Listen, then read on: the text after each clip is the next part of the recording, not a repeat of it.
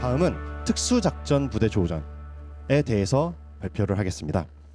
박승용 대표님께서 특전사 한 번 해병은 영원한 해병 이런 것처럼 박승용 대표님께서는 한 번 특전맨은 영원한 특전맨의 길을 걸으셨습니다. 특수작전연구소 찰리 마이크의 박승용 대표님을 모시고 특수작전부대 조우전에 대한 발표를 이어가겠습니다. 큰 박수로 맞이해 주시기 바랍니다.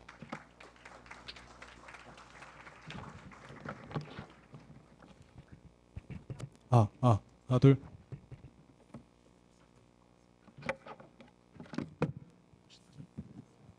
하나 둘. 네, 여러분들은 지금 특수작전부대 조우전 발표 앞서서 조우전의 상황에 정확히 빠지셨습니다. 앞에 발표자가 박승용이라고 생각하셨을 겁니다. 예상하지 못한 장소에서 예상하지 못한 적에 대한 거를 지금 체험하고 계십니다. 맞죠? 이 정도 오픈이면 큰 박수 한번 나와야 되는 거 아닌가요? 와, 임팩트 있다, 그죠? 고맙습니다, 김 부장님. 예, 제가 박승용입니다. 여러분들이 여러 매체에서 보셨을 법한 이 멋진 몸매와 잘생긴 얼굴은 아닙니다. 그렇게까지 슬픈 표정 지으실 필요까지는 없는데, 자, 보시다시피 좀 뚱뚱합니다. 여러 가지 좀 보잘한 것도 많고요. 제가 특전사 생활을 하면서 지금 느꼈던 거는 이 부족한 사람을 무탈히 명예롭게 임무할 수 있게 해준 거는 바로 제 전우들이었습니다. 정말 낙오 많이 했습니다. 한 번도 저를 두고 그 꼬린 지점에 들어간 적이 없습니다. 저희 대원들이 항상 저를 보듬어 줬고 저를 끌어줬고, 어느 순간 저도 체력이 오르고 또 그 의지가 오르고 또 그네들한테 받았던 이 신세진 것을 꼭 갚겠다라는 마음을 가진 이유로 보다 더 발전적인 일을 하려고 부단히 노력을 했습니다. 다시 한번 이 자리에 서 있게 해준 제 전우들, 그리고 지금 남아서 현직에서 고생하고 있는 현장의 우리 작전 대원들, 다시 한번 진심으로 감사드리고, 오늘 저는 이제 예비역입니다. 사실은 나이가 꽉 찬 소령이라 퇴역 받았습니다. 이제 국가에 무슨 일이 생겨도 여러분들처럼 내 총에 내 약실에 탄을 넣고 방탄복을 입고 헬멧을 쓰고 적으로부터 날아오는 5.45mm, 7.62mm를 맞을 자격조차 없는 사람입니다. 그래서 오늘 여기서 우리 생도분들도 계시고 또 우리 용사분들, 그리고 우리 전투의 중추력 부사관 여러분들, 그리고 일을 정확하게 효과적으로 임무를 수행할 수 있게끔 성문화하고 제도를 만드셔야 되는 여러 장교분들에게 민간인이지만 한번 좀 연구하고 이렇게 좀 고민했던 것을 감히 제가 어떻게 여러분들에게 교육이란 말을 쓰겠습니까? 다만 좀 쉐어링을 하고 의견을 드리고자 이렇게 나왔습니다. 오늘 특수작전부대 조우전에 대해 발표할 특수작전연구소 찰리 마이크의 박승용입니다. 반갑습니다. 네, 다음.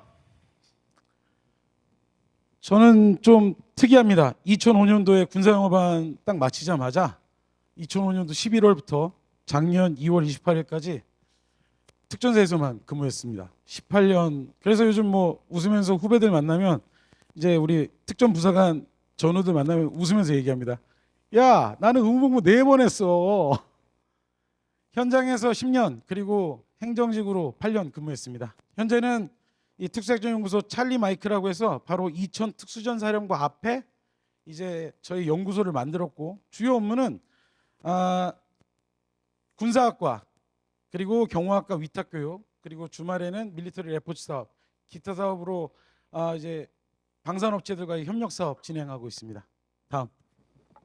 오늘 발표는 이 특수작전의 중요성을 먼저 설명을 드리고 결혼순으로 이렇게 마무리를 짓도록 하겠습니다. 다음.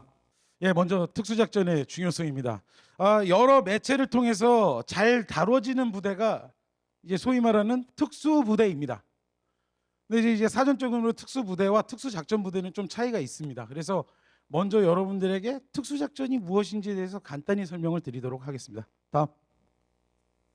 자, 제가 미국 그 조인트 파이어 컨트롤 코스라고 해서 합동화력 통제 과정의 교육을 갔을 때, 그때 제 룸메이트였던 그린벨의 글렌 케인 대위, 현재는 중령이고요. 그 친구가 제가 교육을 수료할 때 줬던 선물 액자를 스캔해 와봤습니다. Primary mission of the Special Forces. 특전사의 주요 임무는 무엇인가? 1번 Wear the Oakley. 오클리 선글라스를 껴라. 2번 Be arrogant. 어디 가든 좀 싸가지 없게 굴어라. 자, Shoot first and then think later. 자, 우선 먼저 쏘고 나중에 생각해라. 저는 이 액자를 받았을 때 정말 크게 웃었는데 그 친구랑 4주 동안 그 네바다에 있는 넬리스 공군기지에서 교육을 받으면서 이 친구가 이 액자를 줬을 때 이게 전혀 우습게 들리지가 않았습니다. 그 인원의 퍼포먼스는 굉장히 프로페셔널했고 자기 임무에 정통했으며 또 제가 한국인이다 보니까 이 랭귀지 베리어가 있었습니다. 정말 제 하나하나의 어떤 사정과 어려움을 자신의 입장에서처럼 정말 도와줬습니다. 다른 친구들은 그날 JFCC 과제가 끝나면 6시 저녁 18시 19시 정도 됩니다. 그 학생 장교들 전부 다 라스베가스로 놀러 갑니다. 거기는 이 갬블링 기계만 앉아도 그냥 앉아만 있어도 스테이크가 공짜, 맥주가 공짜로 나옵니다. 그러니까 디팩에서 밥 먹는 것보다 그게 더 경제적인 겁니다. 다 나갑니다. 하지만 저희 글렌 케인 대위는 그때 안 나갔습니다. 제가 숙제를 못 알아먹고 당황하고 있으면 옆에서 하나하나 영어 단어를 바꿔가주면서 도와줬던 친구입니다. 그래서 결국 그 친구의 도움으로 제가 연합군에서는 제가 1등 했고 미군에서는 그 친구가 1등을 했습니다. 한번 나와야죠. 그래서 전 이 액자를 받았을 때 너 정말 프로페셔널하다. 네가 그렇게 프로페셔널하고 주변의 전우들을 챙기는 그런 프로페셔널한 인생을 삶에도 불구하고 너의 퍼포먼스를 이렇게 웃으면서 전우에게 기억되게 하는 거는 넌 정말 멋있다. 그래서 나름 또 제 군생활에 좋은 기억으로 남아 있습니다. 다음. 자, 먼저 특수작전 부대 조우전 자료 영상입니다. 요즘 우크라이나 러시아 전쟁 특수작전 부대의 전투 사례를 한번 보시겠습니다.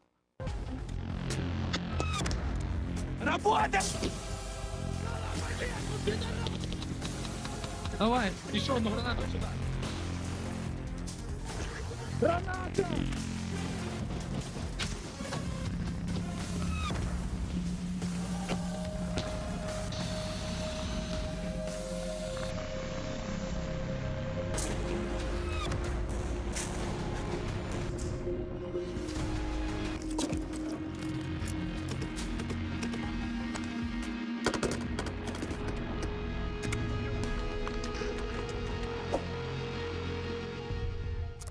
Красавцы, лучшие, сука. Видишь?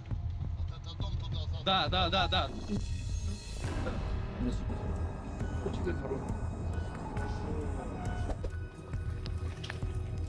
В данный момент находимся в населенном пункте.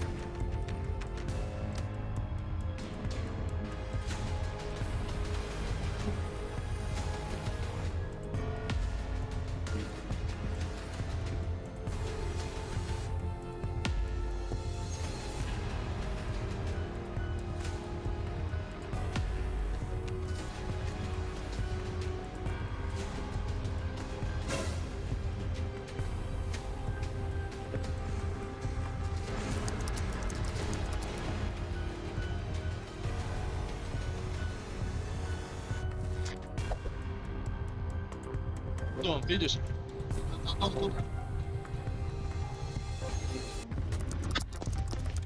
Работаем, каждый берет свой угол!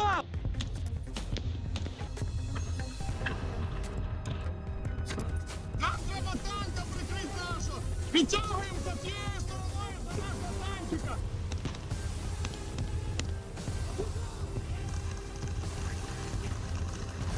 우선이 한번 끊어주시겠습니다. 다음 장면으로 넘어가겠습니다. 시간이 좀 오래되는 거라. 네, 지금 보신 것처럼 우크라이나 특수부대 크라켄이 이제 작전한 것을 공개한 영상입니다. 여러분도 보셨던 것처럼 드론이나 기타 정찰 감시 자산을 통해서 적의 위치를 찾아냅니다. 그리고 상급 부대가 운영하고 있는 화력 전력을 통해서 먼저 밀집 병력이나 아니면 특히 전차 같은 주요 표적에 대해서 타격을 실시하고 마지막에 이제 특수부대가 들어가서 이렇게 작전하는 모습입니다. 아주 잘 모형화된 협동작전, 합동작전의 형태입니다. 참고로 우크라이나군은 육군과 별개로 특수군이 있기 때문에 제가 합동이라는 말씀을 드린 거지, 우리의 개념으로 만약 임무를 했다 그러면 저는 아주 잘 짜여진 협동작전이었을 것입니다. 그럼 다음 이스라엘 하마스의 특수작전 부대의 활약상을 한번 보시겠습니다.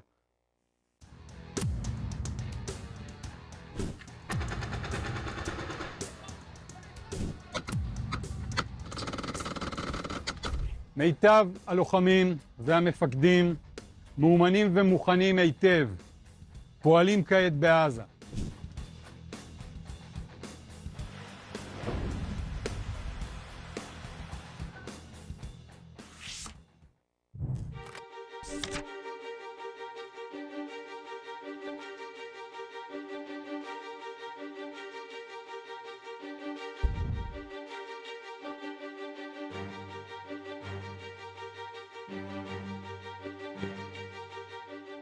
מיטב הלוחמים והמפקדים מאומנים ומוכנים היטב, פועלים כעת בעזה. פירוק חמאס, ביטחון בגבולות ומאמץ עליון להשבת כל החטופים הביתה.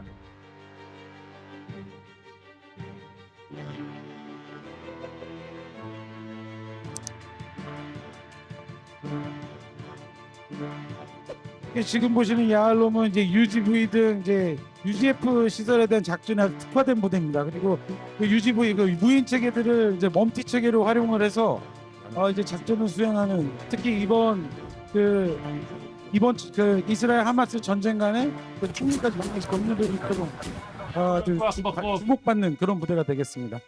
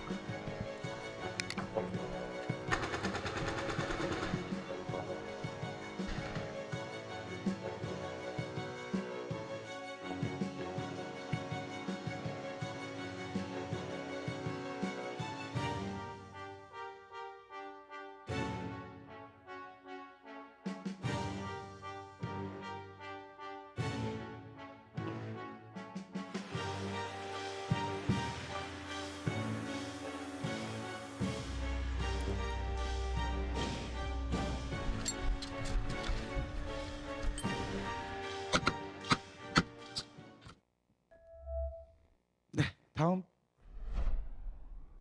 교리적인 얘기를 잠깐 하고 넘어가겠습니다. 지금 여러분들께서 요즘 특수작전 부대 조우전 개선하기 위해서 우리가 참고할 게 많아 하면서 러시아 우크라이나 전쟁을 보시고 또 이스라엘 하마스 전쟁을 보시고 하는데, 사실 우리 작계상의 우리 특수작전 부대, 즉 우리 육군의 특전사나 해군의 UDTC 같은 부대가 수행하는 개념과는 약간 다릅니다.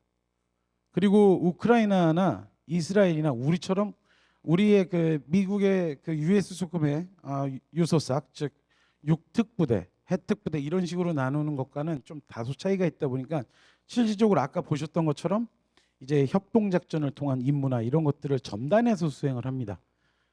그렇기 때문에 사람들이 좀 헷갈리는 부분이 있는데, 맹목적으로 저희가 우크라이나 러시아 전쟁에서의 특수부대, 이스라엘 하마스 전쟁의 특수부대를 저희 특전사나 UDT에 이렇게 대입하기에는 좀 제한이 있을 겁니다. 그래서 한번 특수작전에 대해서 여러분과 함께 공감을 하고 넘어가 보도록 하겠습니다.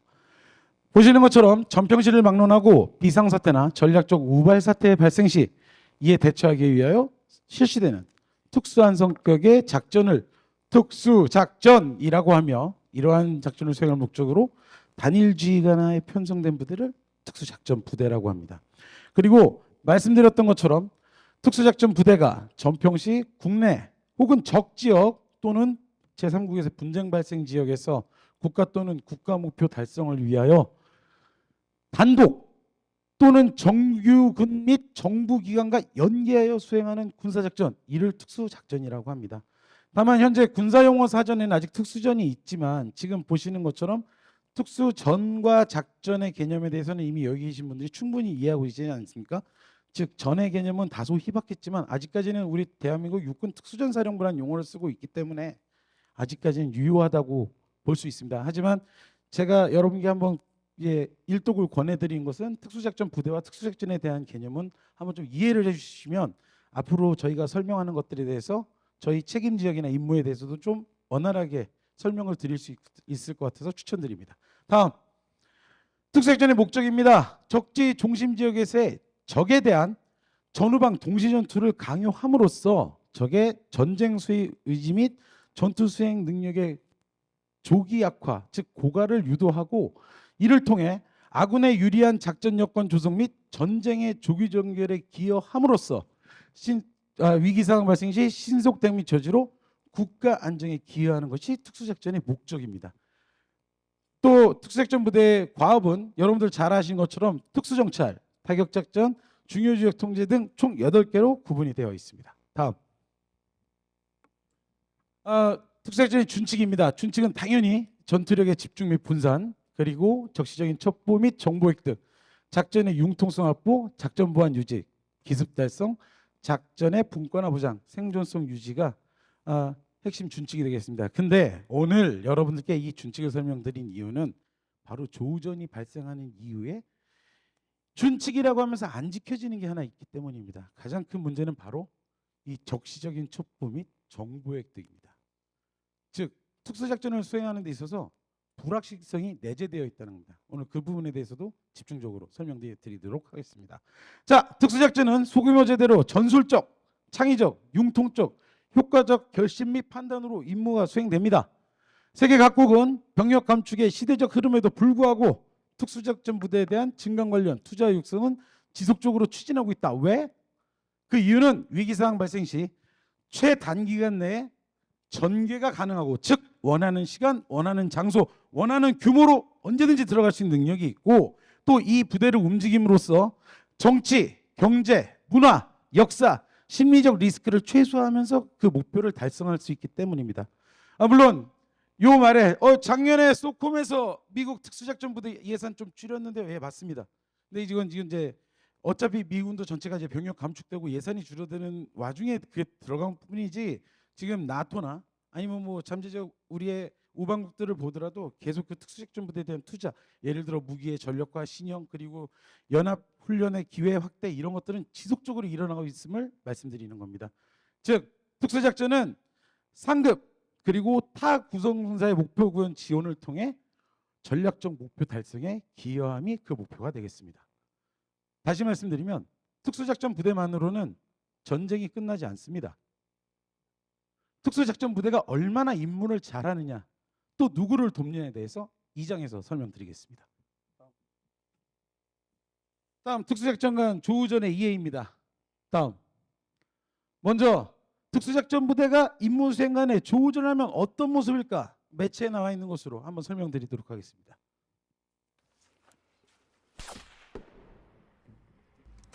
Sniper 11 o'clock, sniper 11 o'clock.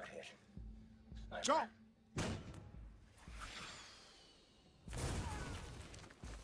Yeah, look who it is, the fucking cavalry. Come on, sleeper. Where? Should get that level so.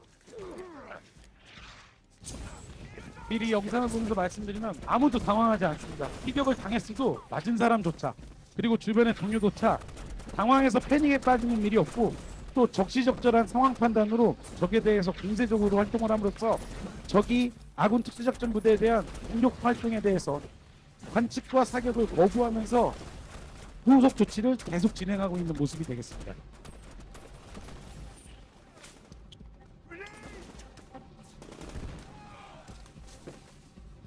자, 다음 동영상으로 바꿔볼까요?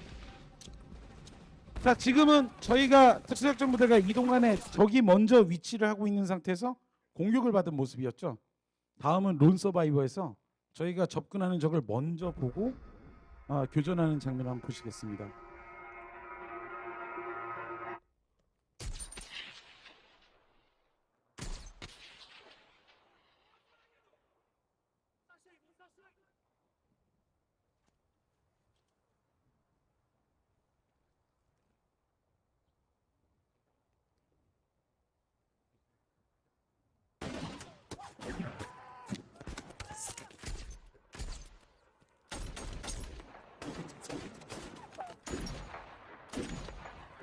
마찬가지입니다. 적과 교전이 시작됐음에도 아무도 당황하지 않습니다. 패닉에 빠지질 않는다는 거죠.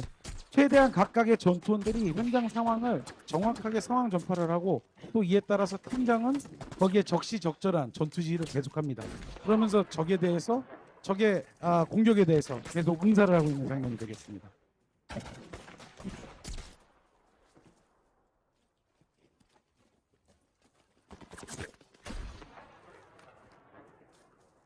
네, 이제 발표 자료로 넘어가 주시겠습니까? 지금 보신 장면이 예를 들어서 아군이 먼저 발견 시와 적이 먼저 발견 시의 상황으로 한번 나눠봤는데 조금 전에 보신 장면이 그동안 특수작전 부대가 만약 접촉을 했을 경우 발생할 수 있는 조우전의 모델이었을 겁니다. 과거의 모델입니다. 그러면 왜 이렇게 임무 수행을 하게 되나 다시 한번 설명을 드리겠습니다. 조우전의 정의는 여러분들 아까 제가 멋있게 등장하면서 한번 당했던 것처럼 불충분한 정보로 인하여 적과 조우전에서 일어나는 전투행위. 제가 뒤에서 설명하고 나타났을 때 아무도 모르셨죠? 그 보시고 아유 뭐야 이 사람 깜짝 놀라셨죠? 그때 똑같은 겁니다. 그런데 왜 특수작전 부대는 다른 부대들과 다른 조우전의 환경을 갖고 있는지 한번 설명을 드리고자 합니다. 자, 나중에 이제 지금은 이제 실시간으로 설명이 되겠지만 차후에는 이제 다 편집돼서 나갈 거예요. 자, 여러분들 잘 알고 있는 이제 지금 구교리의 한반도 작전 전구를 갖고 설명을 드리겠습니다. 이 플랫을 포함해서 후방 지역과 전방으로는 화력지원 협조선 그리고 지구사 FB까지 여기가 이제 지구사의 책임 지역입니다. 좀 설명을 드리자면 플랫에서 FSCL까지는 우리 적지 중심 작전 부대로 사단 수색이 임무를 수행을 하고 여기서 찾는 고가치 표적이나 핵심 표적에 대해서 사단 포병이 제거 임무를 수행을 합니다. FSCL부터 FB까지는 군단 특공 임무를 먹잇감을 찾는 표적을 찾는 임무를 수행하고 군단 화력으로 타격을 합니다. 제한되지만 이 사단 수색과 군단 특공의 이 적지 중심 임무를 수행하는 우리 전우들은 그래도 필요시에는 화력 지원이나 감시 지원, 통신 지원 등의 전투 지원을 그나마 받을 수 있습니다. 그런데 이 지구사의 영역을 벗어나는 이 실제적으로는 공구사령관 책임 지역이죠. 이 FB 이북에서 활동하는 특수작전 부대는 우선 목표 자체가 지구사령관님은 지구사령관님의 전투를 열심히 하시겠지만 여기서는 통상적으로 이 특수작전 부대 데프콘 3의 이제 구성이 되는 연합특수작전사령부 시삭에서 육특병력들은 지금 내륙의 해안선 5km 이내의 구역이 육특부대의 작전 지역이 되겠습니다. 그리고 이 해안선을 기준으로 통상 5km의 범위 안에 있는 곳이 바로 해특단, UDTC 등의 해특 전력들이 활동을 하는 곳이 되겠습니다. 육특의 임무는 공구사령관의 TBM 제거 작전 등 공구사령관에게 부여된 임무를 지원하는데 우선 첫 번째 임무가 있고요. 해특 인원들은 해안선상의 CDCM, 즉 대한미사일 식별 및 타격 그리고 항화력 유도 등을 통해서 해구사령관의 해양우세 달성에 지원을 하는 그 목표가 있겠습니다. 또한 일부 제한 병력들은요 지구사 대화력전을 지원을 합니다. 모 여단에서 몇 개 팀이 이쪽에 서부 축선에서 이제 대화력전 지원을 수행을 하고요. 다시 말씀드리지만 지구사 작전 지역 내 적지 중심 작전 부대의 수색과 특공과는 좀 별개의 임무를 수행을 하겠습니다.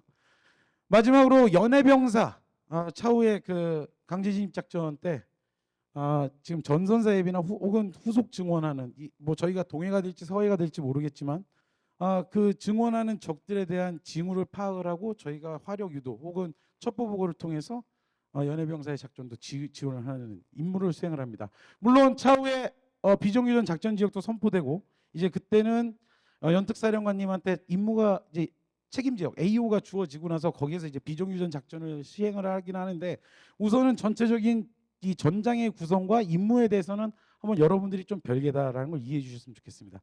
물리적으로 중요한 것은 전투 지원 혹은 작전 지속 지원을 실시간대로 받는데 제한이 된다는 물리적 한계가 있습니다. 예를 들어서 지금 이 안에서 우리가 표적을 찾았다. 그러면은 뭐 정상적인 방법으로 인해서 우리가 뭐 기계 표적일 수도 있겠지만 대부분 TST 표적의 임무가 주안이 돼 있고요. 그렇다고 하면 저희는 첩보 보고를 해서 긴급 표적 처리를 통해서 전력을 받습니다. 시간이 걸린다는 얘기입니다. 적재적소에 나타나는 확률이 굉장히 낮을 거예요. 그럼 예를 들어서 표적에 대한 교전만 그렇다고 치면 괜찮은데 예를 들어서 그 작전팀에 대한 생존성을 위한 어떤 화력 지원, 감시 지원, 통신 지원 이런 것들이 아직은 좀 미비하다고 느끼기 때문에 오늘 이 부분에 대해서도 한번 제언을 드릴까 합니다. 다음.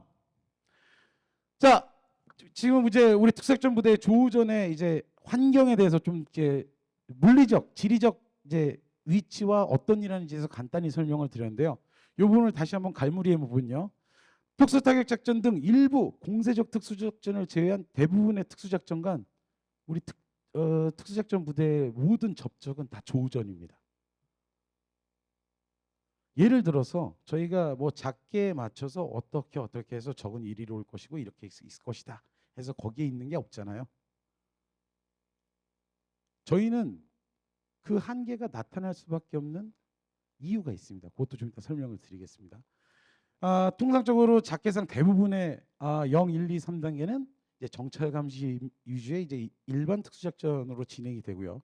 제가 일반이라고 표현했다고 뭐 이렇게 오해는 하지 마시고 다만 이제 저희가 이제 수복 지역에서나 아니면 안정화 작전, 정보 통치 지원 작전에서 하는 이제 공세적인 활동과는 좀 차이가 있다라는 걸 말씀드리기 위해서 이게 붙인 겁니다. 그래서 지금 정찰 감시 위주의 어떤 특수작전 혹은 뭐 직접 타격 등의 특수작전과 대부분 나눠집니다. 여기서 중요한 게 이제 상대해야 되는 적과의 상황이 달라집니다. 이게 무슨 소리냐면 통상적으로 저희가 정찰 감시를 한다 그러면 특수작전 부대는 여러분들이 잘 아시는 것처럼 정말 유령처럼 들어갔다가 적이 이 사람들이 나왔는지 모르게 유령처럼 빠져나오는 작전을 대부분으로 합니다. 그런데 예를 들어서 전쟁지도부 타격작전 이건 저희가 일부러 노출을 합니다. 강력한 공격 준비 타격과 함께 여러 자산을 넣어서 과감하게 합니다. 이거는 뭐 심리적 충격도 줄 수 있고요. 그리고 전쟁에서 우리가 임무를 성공했다. 미션 석세스풀, 언석세스풀 이걸 정확하게 확인하기 위해서 여러 가지 이유 때문에 노출되는 작전을 합니다. 그렇기 때문에 적과 만나는 상황과 적과 부딪히는 상황의 모습이 통째로 달라집니다. 즉 앞에서 보시는 것처럼 저희가 일반적인 특수작전을 한다. 정찰 감시를 한다. 그러면 저희는 북한군 후방지역 방어작전 부대랑 붙게 됩니다. 즉 교도사단 아니면 노농적이 되든 중군사 조직과 저희가 상대를 하게 돼요. 근데 예를 들어 저희가 공세적으로 예를 들어서입니다. 이거는 제가 현역에 있을 때 사커에 있는 친구들과도 한번 차를 마시면서 정말 진지하게 얘기를 해서 한 3시간 넘게 난상 토론한 적이 있는데 너희들이 노출되는 임무를 할 때도 준비를 해라 이 얘기를 하더라고요. 무슨 소리야? 야 우리 봐봐. 아프가니스탄 전쟁 2001년에 60년 만에 미국 본토가 공격을 당했어. 하와이 1941년만 그 이후로 60년 만에 본토 공격당하고 우리가 들어갔잖아. 야, 탈레반 정권 2달 만에 없앴어. 자 우리가 2003년에 이라크 들어갔잖아. 바그다드 함락 2주 만에 끝냈어. 그런데 평양? 그 친구가 저한테 진짜 그랬어요. Just 2 days, that's enough. 그런데 그 이제 전쟁의 승패에 대한 개념이 달라졌다는 걸 얘기하는 거예요. 저한테. That's enough too? 야, 당직 근무도 안 들어오겠네. 아싸 이러고 있었죠. 근데 그 얘기가 아니었어요. 그 친구가 저한테 얘기한 건 야, 너 특수작전 부대에 왜 영웅들이 많은지 알아? 제일 꺼내기 쉽고 제일 센 카드이기 때문이야. 잘 봐. 아프가니스탄 재작년에 철수했죠. 도나유 장군 M4 들고 딱 C-17 타는 그 장면 기억하시죠? 우리 그 미라클 작전이었나요? 기억하시죠? 자, 몇 년 걸렸어요? 2001년에 시작한 게. 그때 영화 아웃포스트나 이런 것처럼 카운터 인설전시 코인 작전에서 제일 바쁘게 돌아다니는 게 특수작전 부대래요. 그리고 이라크도 마찬가지죠. 결국은 ISIS까지 들어오고 뭐 계속 임무 수행했죠. 그 안정화 작전의 단계, 우리의 작계의 안정화 작전과 정부 통치 지원 작전이 그렇게 녹록하지 않을 거라는 거예요. 그러면서 친구들이 저한테 얘기해 줬던 게, 야, 쟤네는 겨우 종교적인 믿음 때문에 그랬잖아. 근데 노스코리아는 생각해봐, 세뇌가 돼 있어. 너 탈북자 얘기 들어봤어? 마음속에서는 아이씨 북조선 아이씨 이런데도 갑자기 김정은 사진이 나오면은 갑자기 박수치면서 눈물을 흘린대. 그게 세뇌된 사람들의 문제점이야. 만약 그 사람들의 입장에서 한국군이 그리고 미군이 어떻게 보이겠냐? 걔네가 가만히 있을까? 이런 얘기를 해주더라고요. 그래서 저는 지금 여러분들한테 말씀드리고 싶은 게 이거예요. 지금 현재 저희가 요 위주로 어떤 교전이나 접촉에 대한 거는 잘 발달돼 있습니다. 굉장히 발달돼 있어요. 다 의지 갖고 열심히 하는 작전 요원들이라 각 팀별로 각 지역대별로 SOP 어느 정도 구체화돼 있다고 봅니다. 다만 요 부분 아까 말씀드렸던 이제 좀 중요하게 봐야 되는, 예를 들어 코인 작전, 대적대 세력 작전이나 아니면 패퇴한 적의 도전, 저항 이런 것들에 대해서도 좀 심각하게 준비를 해봐야 되지 않을까 한번 감히 제안을 드립니다. 다음. 자, 아까 말씀드렸지만 특수작전 부대가 임무 수행간 조우전이 발생하는 이유는 보시는 바와 같습니다. 먼저 작전 준비간 특전팀, 중대가 될 수도 있고 지역대가 될 수 있어요. 자, 정보 기능이 제한됩니다. 이게 좀 심각한 문제인데요. 상급부대 지원하에 자체 분석합니다. 즉 여단이나 사령부로부터 받을 수 있는 거는 교리형판, 그리고 전투서열, 그리고 뭐 기상, 민간 요소 이 정도 정보가 끝입니다. 즉 그 임무를 수행하는 작전 제대에서 전장 정보 분석을 정확하게 생산하는데 지극히 제한이 됩니다. 그러다 보니까 전술적 계획 수립 절차의 첫 단추부터 잘못 끼워지는 거예요. 물론 반기 단위로 갱신을 합니다. 이제 전장 정보 집중 연구라는 게 있어요. 그래서 내 작게 바뀐 뭐 전투서열 교령판을 보고 이걸 업데이트 시키는 작업을 하는데, 여기도 마찬가지 전문화된 정보 참모의 능력을 갖고 있는 요원들이 개입이 안 되다 보니까 저는 좀 염려되는 부분은 이게 잘못된 소설이 될 수도 있다라는 겁니다. 통상적으로 전투서열에서는 적 대대급까지는 위치 그리고 규모, 편제, 편성, 적의 교령판상으로는 역량 및 기재할당표까지 다 나와 있습니다. 그런데 과연 대대끝까지 나와 있는데 이 대대 밑에 부대들이 어떻게 후방 지역 작전을 하는가, 혹은 이 대대가 내가 스쿼드 부대인데 얘가 스쿼드를 발사하려고 딱 갔을 때 얘가 방어지대를 어디에 어떻게 어떤 규모로 편성하는가 정확히 안 나옵니다. 이거는 전문화된 정보 참모의 능력이 있는 사람이 좀 개입될 필요가 있어요. 다음, 작전 실시간 정첩보의 획득 및 유통 제한됩니다. 이 부분도 좀 심각하게 말씀드리고 싶은 게, 저희 연특사가 창설이 되면 저희 연특사 예하 전력에 주도 지원 관계로 사커가 들어옵니다. 사커 밑에는 주한 미 공특사가 들어와요. 가데나에 있는 전력이나 즉 공특부대나 이제 본토에 있는 전력들이 들어오는데, 그 전력에는 뭐 유명한 UAV도 있습니다. 여러분들 많이 보셨던 거. 근데 실제적으로 뭐 전쟁 지도부 타격 작전, WND 확산 차단 작전 뭐 이런 중요한 임무들에서 그 작전팀에 매칭을 하고 실시간 정보 지원해 주는 것에 대해서는 아직 구체화가 약간 모자란 것 같습니다. 그래서 오늘 제가 감히 제안 드리는 거는 주요 임무 우선순위에 따라서 그런 전력을 좀 적극적으로 개입을 시켜서 이 포스 프로바이더와 이제 코컴 즉 지휘 통제의 관계에서 이 포스 프로바이더를 강력하게 내가 요구를 해서 우리 작전에 개입을 시켜야 된다는 걸 좀 말씀드리고 싶습니다. 다음, 이런 것들이 있다 손치들, 지금 특전팀 안에는 열상 장비가 없습니다. 정말 도움도 못 받고 뭐 볼 수 있는 방법이 없는데 당장 팀 안에 열상 장비가 없어요. 그래서 열상 장비 필요하고요.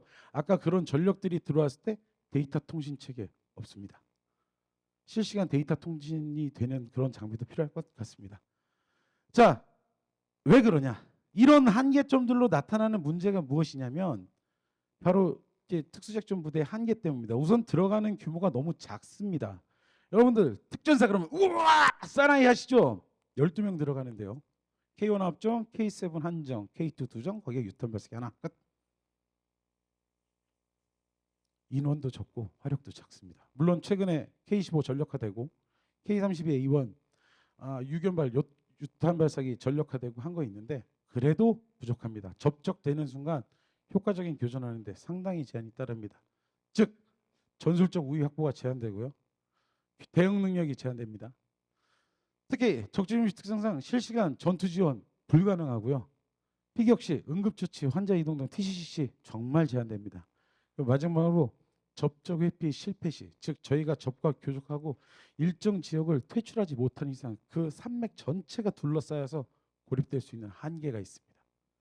그래서 저는 오늘 조우전에 대해서 특수작전부대 앞으로 이렇게 하면 좀 좋아지지 않을까 의견을 드리고자 합니다. 다음.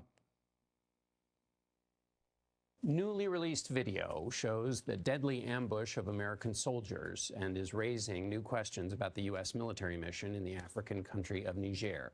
4 Americans were killed in the October ambush. ISIS released the video as part of a propaganda campaign. A warning. Parts of this are disturbing and graphic. David Martin is at the Pentagon. David, good morning. Good morning. The video is hard to watch because it shows the final moments of American soldiers fighting for their lives. But it also shows just how outgunned and overwhelmed. And 30 Nigerian soldiers were returning from what was camera was taken off his body, with one of the soldiers at the wheel of the craft overhead. Bearing was unable to fall back. Went down. Another, he was about to be overrun. 네, 지금 이제 스킵하면서 보여드리는데요. 지금 이 방탄 차량으로 이제 최초 니제르, 나이지리아 위에 있는 나라입니다. 니제르의 이제 군용 치안 지원 활동을 하고 있던 그린베레 인원들이 니제르 그 경찰들의 지원 요청을 받고 데리러 간 겁니다. 근데 거기가 이 니제르 반군의 매복 지역이었습니다. 실제 나중에 여기 뉴스에서는 30명이라고 하는데 실제 저 수사가 끝나고 나서는 여기 50명의 니제르 반군들이 매복을 하고 있었고 비방탄화된 차량에서 단 4명의 특수작전 요원들이 그 인원들과 교전을 해서 사살을 당했습니다.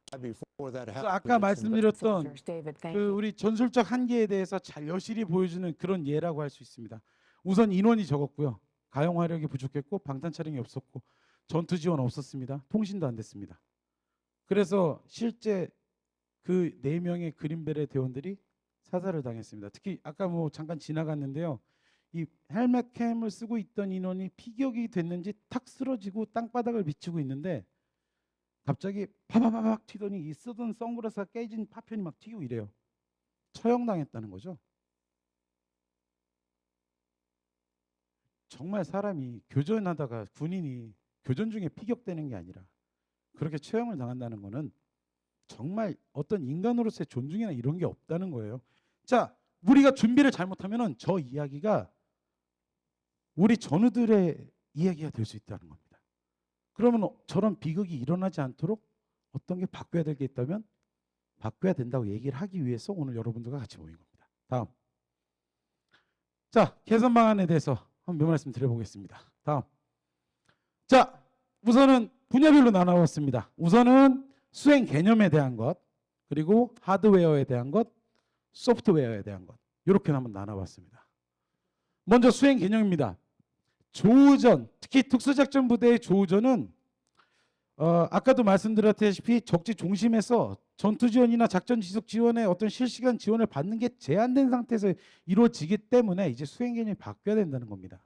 즉 작전 실시간으로 다시 작전 준비간에 내가 보다 정확한 적에 대한 정보를 상급 부대, 능력 있는 정보 인원들로부터 조금 더 확실한 것으로 받아야 된다는 거고요. 실시간으로는 작전 중요도에 따라 우리 갖고 있는 뭐 UAV의 실시간 상황을 보고 임무를 수행한다든지 아니면 그게 떨어지면 내가 갖고 있는 어떤 드론이나 다른 전력으로 이제 그 임무를 수행해서 불확실성, 즉 적과 만날 수 있는 가능성을 애시당초 줄여야 된다는 겁니다. 이것과 연계해서 하드웨어적인 부분은 그 상급 부대에서 운영을 할 수 있는 UAV, 그 작전팀에서 스스로 쓸 수 있는 드론, 또 이런 것들을 쓰기 위한 데이터 통신 체계, 그리고 뭐 추가적으로 아까 말씀드렸던 감시 장비, 화력 장비들이 보강돼야 이 특수작전 병력들이 이제 조우전을 효과적으로 수행할 수 있다. 그리고 이 큰 개념과 이런 하드웨어가 바뀌면 분명히 그동안 해왔던 교육 훈련 다 바뀌어야 됩니다. 지금 여러분들도 마찬가지겠지만 참모총장님께서 조우전이라는 화두 너무 잘 주셨지 않았습니까? 저희가 그동안 생각을 못했던 것들에 대해서 이제 교육훈련을 통해서 하나하나 그물을 만들어가고 있지 않습니까? 자, 박승용이가 이렇게 된 그물을 제시하면 어떤 분은 이렇게 된 그물을 제시하고 어떤 분은 이렇게 된 그물을 제시하고 이럴 겁니다. 그렇다고 하면 이 그물이 촘촘해지면 촘촘해질수록, 즉 교육훈련으로 여러 상황과 방법에 대해서 구체화되면 될수록 저희는 조우전에서 적을 낚을 수 있는 좋은 그물을 갖게 되는 겁니다. 그래서 한번 이렇게 세 가지로 제안을 해봤습니다. 그래서 전투 수행 방법의 개선으로 작전 준비관 정보 지원 개선 받아야 됩니다. 현재 작전 준비관 단순 정보 판단 제공 외에 전술적 개입 절차내 전장 정보 분석 작성 자체를 과감하게 개입해서 지원을 해줘야 된다는 겁니다. 그리고 지금 현재 주고 있는 전투서열 관련 정보 제공 플러스 관련 제대 계획 수립관, 우리가 전장 정보 분석에서 3단계, 4단계, 즉 적 능력 평가와 방책 분석에 대해서도 야, 너희 팀이 알아서 해. 어떤 팀 정작 주특기는 하사입니다. 임관한 지 6개월도 안 된 친구한테 어떻게 전투서열 던져주고 야, 적 능력 평가, 적 방책 분석 안 되죠. 그러면 적 후방 지역 방어 작전에 대해서 배경 지식이 있고 어떤 교육 아니면 지도의 능력이 있는 사람이 보좌를 해줘야 된다는 겁니다. 그래야 보다 더 양질의 전술적 계획 수립 절차가 이루어지고 보다 튼튼한 계획으로 적지에 들어간다는 겁니다. 동의하십니까? 이럴 때 박수 한번 쳐주세요. 힘나잖아요. 잠도 좀 깨시고. 자, 그리고 작전 실시간 작전 중요도를 고려를 해서 정부 지원 측에 운영해야 됩니다. 즉 중요한 작전, 정말 이 정구작전에서 이 특수작전 부대가 임무를 수행을 하면서 어떤 한 시퀀스의 결정적 작전이 된다 그러면 위에서 MQ9 띄워줘야죠. 실시간으로 열상으로 보고 야, 지금 너 앞에 골목에 적들 배치돼 있어. 어떻게 헬파이어 한 2개 던져줄까? 해줘야죠. 예를 들어서 그런 우선순위 작전들 있잖아요. 그런 건 그런 식으로 지원을 해주고, 예를 들어 그런 우선순위가 다소 밀리는 일반 특수작전 팀한테는 그 팀이 쓸 수 있는 드론 줘야죠. 자, 채공 가능하고요. 어느 정도 일정 시간 비행 시간 확보되고 아마 이 레디우스, 즉 활동 반경도 보장되면서 필요시에는 자폭도 할 수 있는 그런 능력이 있는 장비면 좋을 것 같습니다. 다음. 자, 조금 전에 말씀드린 겁니다. 그래서 이제 무기 체계, 아까는 이제 개념에 대한 설명이었고, 무기 체계의 전력화로는 지금 말씀드린 이런 전력들, 그리고 드론에 대해서도 조금 전에 설명을 드렸습니다. 그리고 조금 전에 말씀드렸던 것처럼 특전기가 상급 부대 연계형 데이터 전송 통신 체계 구축이 필요합니다. 얼마 전에 이제 위성 PR이 특수핵중용 무전기 전력화됐습니다. 그나마 이제 숨통 트이는 거예요. 특전사는 이제 개인 한 명씩 무전기가 다 있습니다. 정말 다행이죠. 와, 진짜 제가 전발처에도 근무를 했었는데 정말 이거 현실로 구현하려고 정말 특전사 안에 이 정보통신 분야에 계신 분들 정말 고생 많이 하셨습니다. 그래서 이제 그나마 좀 다행인데, 제한되나마 특전팀은 자체적으로 C3I는 구현이 됩니다. 커뮤니케이션 컨트롤, 커맨드 앤 컨트롤 커뮤니케이션, 인텔리전스, 이게 실시간대 자기 팀원들까지 구현이 가능해요. 이제 컴퓨터라는 게 과연 뭐 단말기에 추가, 어떤 전력의 추가가 있으면 또 구현됩니다. 즉 특전팀 자체도 이제 뒤에 말씀드리겠지만 이 C3I, C4I에 대해서 운용하는 방법을 개선해야 조우전에서 보다 효과적으로 임무를 수행할 수 있을 겁니다. 그다음, 자, 이제 연령상 관측 장비 없습니다. 여러분들 지금 뭐 특전사 뭐 양안형 가구, 뭐 4구형 가구 뭐 여러분들 보셨는데 얘네들 결국에 광증폭 장비예요. 광증폭 장비의 한계가 뭔가요? 방해 광원에 취약합니다. 쉽게 얘기할게요. 김정은 잡으러 가고 딱 들어갔는데 김정은이 벤치 타고 가다가 딱 내려서 담배 한 대 딱 피잖아요. 이 라이트랑 담배불 때문에 조준을 못해요. 사실입니다. 그러면 그 팀 안에서는 배율 장비, 유관, 그리고 연령상 장비 이런 것들이 추가로 보급이 돼야 효과적으로 임무 수행하고, 이게 김정은뿐만이 아니라 그 팀이 적과 조우를 했을 때 그 팀의 생존성을 위해서도 필요한 장비입니다. 마지막으로 화력이 약한 점에 대해서는 지금 얼마 전에 뭐 K-15 나갔지만 솔직히 K-15 5.56mm로 적 직일구 분대, 그러니까 우리로 따지면 5분대 기조죠. 얘네들이 트럭 타고 오면은 트럭을 멈출 방법이 없습니다. 저희 M70에 온 로우 2개가 다거든요. 안 돼요. 그러면 7.62mm급으로 기간 정도 필요하고요. 또 대전차화기. 지금 뭐 여러 가지 뭐 거론되고 있습니다. 뭐 칼구 스타포도 나오고 뭐 엔로우도 나오고 뭐 많이 나오고 있는데 제가 특수작전부대 생존성을 위해서 대전차화기 꼭 반영되었으면 좋겠습니다. 그리고 이제 이제 지금 이제 유견발 유탄 발사기가 화기 주특기 인원이 쓴다. 그럼 기존에 있던 K201은 어떻게 하면 좋겠냐? 저는 얘를 아예 마스터 킷으로 유탄만 똑 띄워서 손잡이랑 개머리판 붙여줘서 그 팀 전체가 다 쓸 수 있는 공용화기로 하고 교육 훈련도 해놓으면 특전팀 자체의 이 전투력이 좀 올라가지 않을까. 다만 여러분들이 생각하시는 것처럼 전투화 중, 생존화 중을 고려를 해서 자, 그 팀이 판단을 하는 겁니다. 아까 그 훌륭한 정보의 지원을 받아서 확실한 전장 정보 분석을 통해 만들어진 전술적 계획 절차에 의해 우리에게 위협이 되는 적은 얘네고 현상은 이럴 것이다라는 게 판단이 된 상태에서 오케이, 이번 작전에는 우린 이거 가져가고 이거 가져가고 이거 가져간다. 필요시 이거는 공중 제보급을 통해서 받는다. 이런 개념들이 명확하게 각 팀의 SOP로 발전돼야 될 것 같습니다. 다음. 자, 먼저 전술지휘조에서 UAV 운영하면서 정보 지원하는 모습 한번 보겠습니다.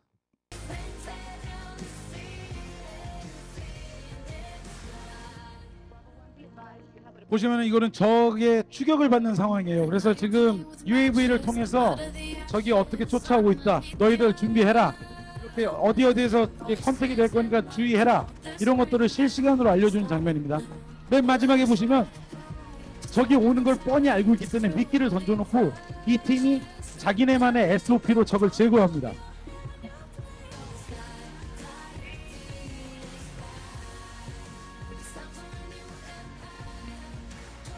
저 팀이 이제 마음대로 자기네 SOP대로 적을 제거하는 겁니다. 네, 다음 동영상 부탁드립니다.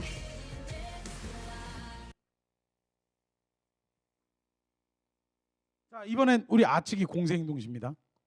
자, 동일하죠? 자, 이제 브리칭 통로 개척하기 전에 안의 상황을 이미 다 알아요.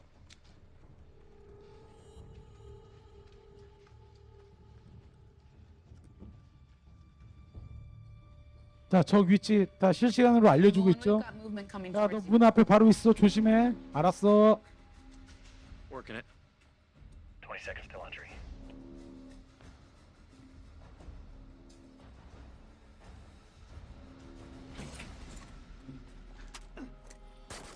자, 바로 교전이 되죠. 이게 소소한 전투 행동에서의 짧은 교전이지만 이것도 알고 하는 거랑 모르고 하는 거는 아마 피격에 따라 피해가 발생할 수 있을 겁니다. 그리고 또 보면은 야, 네가 찾는 표적은 외부로 탈출을 시도하고 있어. 그럼 잡아. 밖에서 대기하고 있던 지원조가 바로 가서 체포를 합니다.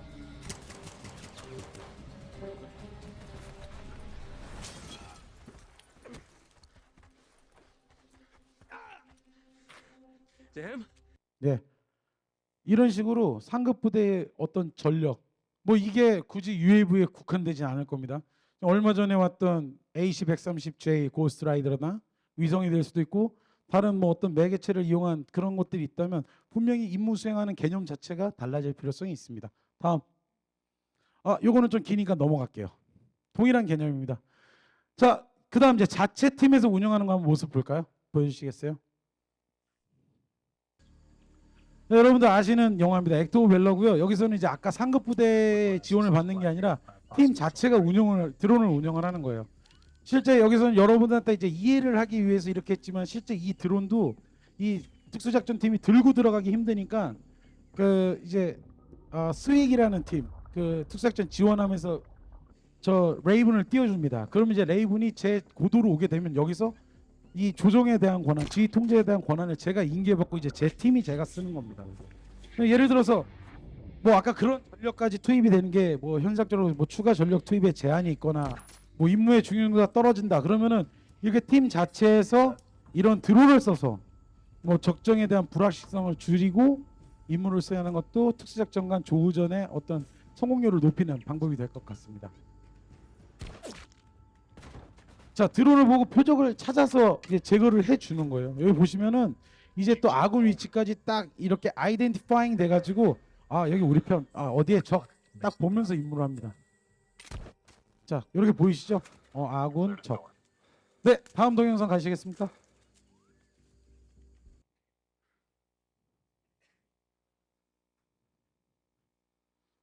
예, 이거 한번 보여주십시오. 이게 지금 아까 This is the 말씀드렸던 Ninox 40mm 40 UAV, a 개념 한번 marvel of 보시죠. modern engineering.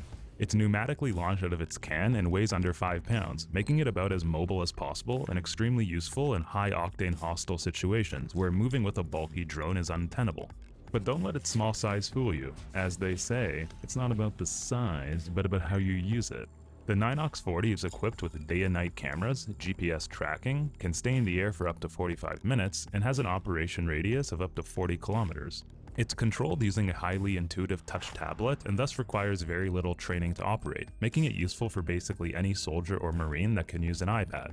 And here's the bizarre twist. The Ninox 40 is designed to be expendable. Unlike other costly UAVs, it's meant for one-time use. It flies, it serves its purpose, and it doesn't return, hence its 40-kilometer radius.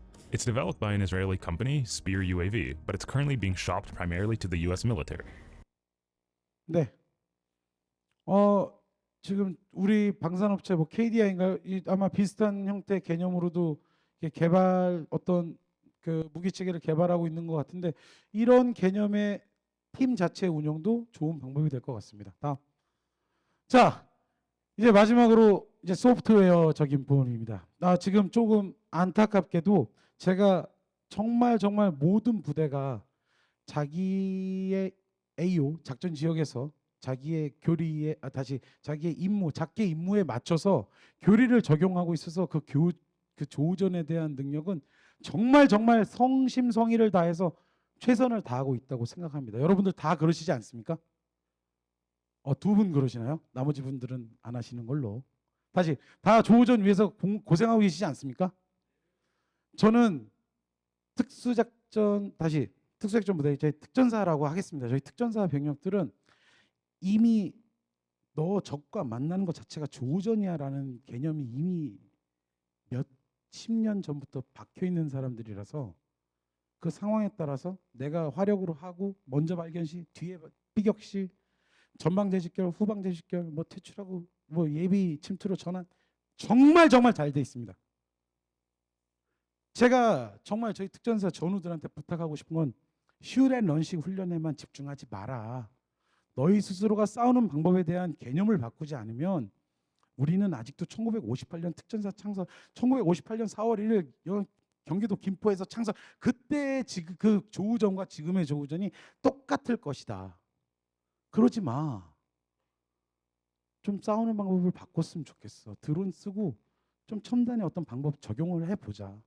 지금 당장 만족하는 만큼 나오겠니? 하지만 그걸 안 하고 있는 거랑 만족하는 만큼이 안 되더라도 뭔가를 시도해보고 바꿔보는 건 분명히 다를 거야. 제가 그 점에서 한번 진짜 진심을 다해서 한번 권유를 해보고 싶습니다. 그래서 지금 특전팀 아까 말씀드렸죠. C4I, C3I 능력 완성하십시오. 그리고 특전팀 활동간 적 탐지 그리고 작전팀 SOP 준용해서 상황 전파 능력 배양하셔야 됩니다. 그리고 피격 시 상황 조치 능력 구비로는 패닉 발생 절대 거부해야 됩니다. 냉정해져야 돼요. 정말. 거기서 Man down, some need a backup now 안 돼요. 영화예요, 영화. 아까 그 사람들은 적지 안에서 소리도 못 지르고요. 정말 프로페셔널하게 움직이죠. 그게 전술적 열세를 거부하는 방법이에요. 거기서 패닉 걸리는 순간 아마 적들은 자기의 전술적 우위 상황을 더 점하려고 더 호랑이처럼 달려들 겁니다. 냉정하게 하셔야 돼요. 자, 그리고 간단 없는 공세적 행동으로 적 격퇴하셔야 됩니다. 끊기면 안 돼요. 뭐 세부적인 사격술 얘기 한번 해볼까요? 저희가 막대한 화력으로 집어넣는 것도 방법인데요. 휴대 탄약 관리도 중요해요. 그래서 예를 들어서 뭐 내 전우가 움직인다. 단발 완사. 어느 지역으로 갔다 적을 제압한다. 단발 속사. 뭐 이런 여러 가지 스킬들이 있습니다. 그거는 각 부대에서 SOP에 맞춰서 발전시키시면 돼요. 이해되시죠? 그리고 전투부상자 처치 운반. 자, 우리 피격당한 전우가 걸을 수 있느냐 없느냐. 이 자리를 나갈 수 있느냐 없느냐. 혹은 추후에 다른 추가적인 전투 행동을 할 수 있느냐 없느냐에 따라서 TCCC의 이 조치 방법이 완전히 달라집니다. 그건 정말 숙달이 잘 되어 계셔야 될 거예요. 그 다음 지원과정 전력에 대한 협조와 통제 능력 구비를 하셔야 됩니다. 뭐 제한되지만 우리가 특공수색처럼 뭐 직접적인 어떤 뭐 전투 지원이나 작전 지속 지원은 마찬가지 못 받겠죠. 전투 지원을 실시간대로 못 받겠지만 그 상황에서 투입되는 내 지원 세력들에 대해서는 정확하게 통제할 수 있는 권한, 능력 이런 것들이 완비가 돼야 됩니다. 다음. 자, 그러면 최근 이제 마지막으로 여러분들에게 보여드릴 동영상은 지금까지 설명드렸던 것들에 대해서 가장 종합적으로 한번 잘 진행된 그런 특수작전 사례가 아닌가 싶습니다. 같이 보시겠습니다. 러시아의 용병 그룹 바그너 그룹이 아프리카 수단에 이 별도의 작전 지속 지원 기지를 운영을 하고 있었습니다. 훈련 캠프도 있었고요. 무기 유통 그리고 뭐 어떤 자금의 관리 이런 것들 하는 시설이었는데 우크라이나 특수부대가 수단까지 갑니다. 그래서 지금 보시는 장면은 그 전날 야간을 이용해 야음을 이용해서 해당 그 바그너 그룹과 지원 세력들이 숨어 있는 은거지에 대한 직접 타격을 진행을 해요. 보시는 것처럼 상급 부대 감시 장비 들어가고요. 또 각 전투원들이 전부 다 야간 감시 장비, MVG를 다 끼고 임무를 합니다. 그리고 공세적인 행동을 해서 저 은거지에서의 이제 적들을 상당수 제거를 하고 저 기지를 사용하지 못하게 합니다. 그리고 지금 보시는 거는 이제 퇴각하는 이제 그 현장을 도망가려고 하는 팀에 대해서 이 해당 작전팀이 드론, 자폭형 FPV 드론을 이용을 해서 직접 타격하는 모습이다. The first wave of Ukrainian troops landed in Sudan in August. 자, At the 다음 time, 넘어가겠습니다. neither side was fighting at night. 시간이 너무 없네요. 다음. 자, 마지막으로 결론을 하겠습니다. 제가 여기 정철 시장님도 와 계시고 또 여기 어떤 현장에서 정말 수고해 주시는 우리 전우 여러분들께 감사드립니다. 제가 조우전을 하면서 아까 제가 처음에 드렸던 말씀 혹시 기억하십니까? 예, 여러분들이 생각하셨던 멋진 몸매와 잘생긴 얼굴은 아니지만 제가 여기까지 왔다고 말씀드리지 않았습니까? 그 덕분이 바로 제 전우들 덕분이었습니다. 아씨야, 우리 캡틴이잖아. 야, 데리고 가. 예, 옆에서 들으면 기분 나쁩니다. 그런데도 안 버리고 가줘서 고마워. 그런 전우들과 18년을 살았습니다. 지금 이렇게 여러분들 제가 여기 나와서 얘기하는 거는 바로 사람의 중요성 때문입니다. 제가 이 발표를 통해서 정책 시장님께서 뭔가 한 줄 적어주셔서 이거 한번 생각해보자. 요 한 말씀 해주신 것만으로도 아마 이전의 특전사와 이후의 특전사 또 달라질 겁니다. 또 여기 계신 여러분들도 이전의 모습과 다음의 모습이 또 달라질 거 아닙니까? 그 순간순간이 저는 제가 신세졌던 제 전우들한테 빚을 갚는다라는 마음으로 오늘 준비를 했습니다. 분명히 제가 말씀드린 거는 어떤 싸우는 방법 개념에 대해서 한번 좀 바꿔봤으면 좋겠고, 이게 단순히 어떤 미디어나 거기에 보여진 저희 지금 CL팀 여러분들 거의 10년 가까이 보고 계세요. 액토벨로 15년 전에 나온 거고요. 론 서바이버. 근데 지금 아직 저러지 않고 있다니까요, 우리. 그럼 분명히 달라져야 된다는 겁니다. 그러면 뭐 전력화도 따라야 되고 어떤 체계도 구축이 돼야 되고 또 그 지원을 하기 위한 어떤 편제도 생겨야 되고 전문적인 인원들도 들어가고 뭐 이런 것들이 따라오는 게 엄청 많을 겁니다.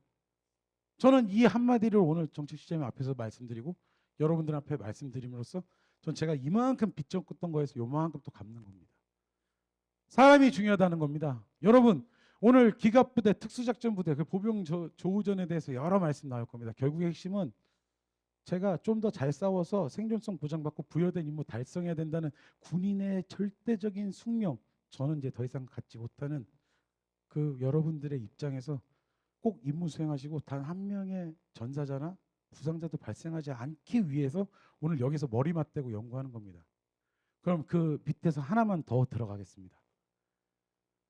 우리가 말로 쉽게 얘기하는 병역 문화 개선.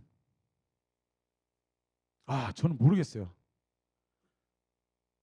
정말 내 옆에 있는 전우가 귀하고 이 친구 때문에 하루 출근하는 게 기쁘고 내가 이 사람한테 정말 뭔가 해주고 싶은 마음. 전 그게 모든 조우전을 포함한 모든 부대 임무의 근간이라고 생각합니다. 제가 뭐 아까 기록 보셨겠지만 뭐 CQB, 그 CQB라는 단어를 707에서 끄집어서 사령부에게 쭉 이제 특성화 교육을 시킨 첫 번째 이제 그 임무를 받은 게 접니다. 그때 교육생들이 저한테 와서 그래요. CQB 어떻게 해야 돼요? CQB 하려면 어떻게 해야 돼요? 제가 결국에 맨 마지막에 한 대답은 그겁니다. 너랑 같이 그 임의의 공간에 임의의 임무를 하러 들어가는 그 사람이 내 가족이라고 생각해. 내가 제일 사랑하는 사람이라고 생각해. 그 사람이 지금 뭐가 필요한지, 그 사람의 입장이 어떠니까 내가 뭘 해줘야 될지, 이 생각과 고민이 끊기지 않고 거기에 맞는 행동을 하는 거, 그러면 CQB를 잘해 라고 얘기를 했었습니다. 뭐 총 개머리판을 뽑고 뭐 C클램프 잡고 이런 거 안 했습니다. 저 사람이 원하는 게 뭘까, 그 상황에서.